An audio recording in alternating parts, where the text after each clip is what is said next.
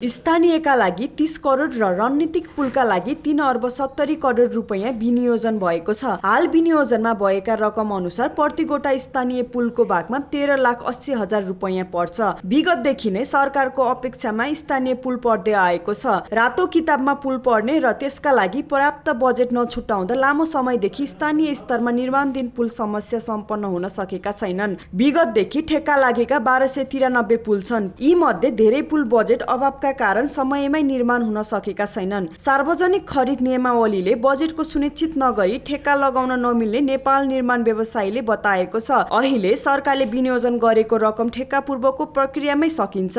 आवश्यक बजेट विनियोजन नगरी आयोजना सुरु गर्दा विगतदेखि नै पुलको समस्या हुँदै आएको छ। पुललाई निर्माण प्रक्रियामा लान 4 अर्ब रुपैयाँ विनियोजन भएको छ। एउटा पुल 18 महिनादेखि 2 वर्षभित्र निर्माण हुन्छ।